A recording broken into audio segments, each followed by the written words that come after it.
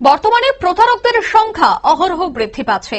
বিভিন্ন সময় অভিযোগ উঠে আসছে যে প্রতারকরা নয়া প্রযুক্তিকে ব্যবহার করে ফন্দি করতে শুরু করে, আর সেই ফন্দিতে তাদের মূল টার্গেট থাকে সরকারি প্রকল্পগুলি।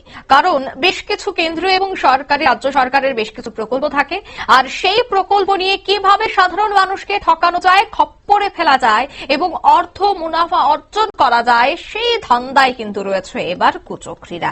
আবারও কেন্দ্রীয় স্বাস্থ্য মন্ত্রকের নাম করে সমাজ মাধ্যমে সক্রিয় হয়েছে প্রতারকরা। ঘটনা চোখে পড়তেই বড় উদ্যোগ নিল কেন্দ্রীয় স্বাস্থ্য মন্ত্রক। স্বাস্থ্য মন্ত্রকের নামে এবার সক্রিয় অনলাইনের প্রতারকরা।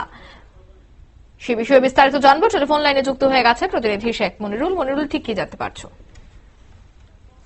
সমাজ মাধ্যমে বিভিন্ন কেন্দ্রীয় স্বাস্থ্য পরিবার কল্যাণ মন্ত্রকের নামে বিভিন্ন পোস্টারিং পোস্ট করে প্রতারকরা কিন্তু সক্রিয় ছিল এবং চাকরি থেকে আরম্ভ করে বিভিন্ন প্রকল্পে এখানে ঋণ পাওয়া যাচ্ছে এবং তাদের সঙ্গে যোগাযোগ করলে ঋণের টাকা পাইয়ে দেওয়া হবে, এমনই কিন্তু সক্রিয় ছিল প্রতারকরা।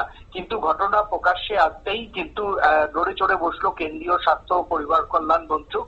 তারা প্রেস ইনফরমেশন ব্যুরোর যে অফিসিয়াল পেজগুলি রয়েছে সেই অফিসিয়াল পেজগুলিতে তারা জানিয়েছে যে এইরকম কোনো প্রকল্প কেন্দ্রীয় স্বাস্থ্য পরিবার কল্যাণ মন্ত্রক নেয়নি। কেন্দ্রীয় স্বাস্থ্য পরিবার কল্যাণ মন্ত্রক যে সমস্ত প্রকল্পগুলি নিয়ে থাকে সেগুলি থ্রু দা রাজ্য সরকার এবং রাজ্য সরকারের পাশাপাশি সেখানে জেলার ক্ষেত্রে জেলা শাসকদের নিয়ে তারা এই প্রকল্পগুলি বাস্তবায়িত রূপান্তরিত করে। কোনো সরাসরি কোনো রাজ্যে গিয়ে কেন্দ্রীয় স্বাস্থ্য পরিবার কল্যাণ মন্ত্রক কোনো প্রকল্পের কাজে সাধারণ মানুষকে পার্টি করে না বলে তারা কিন্তু পরিষ্কার করে জানিয়ে দিয়েছে। ইতিমধ্যেই যে প্রত্যেকটি প্রদেশের নিজস্ব পিআইবি পেজগুলি রয়েছে সেই পেজে রীতিমত তারা কিন্তু একটা ঘোষণা করেছে এটা একটা ফেক পোস্টার, এবং যে পোস্টারটা সমাজ মাধ্যমে পোস্ট করা হয়েছিল সেই পোস্টারগুলিকে কিন্তু ফেক পোস্টার চিহ্নিত করে সাধারণ মানুষকে কিন্তু এই প্রতারণা চক্রের থেকে কিন্তু সতর্ক করেছে কেন্দ্রীয় স্বাস্থ্য পরিবার কল্যাণ মন্ত্রক। অঙ্কিতা, ধন্যবাদ।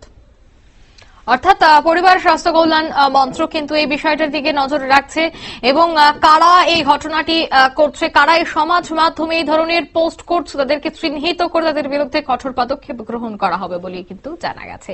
নিয়ে নিচ্ছে ছোট্ট একটি বিজ্ঞাপন বিরতির সঙ্গে থাকুন।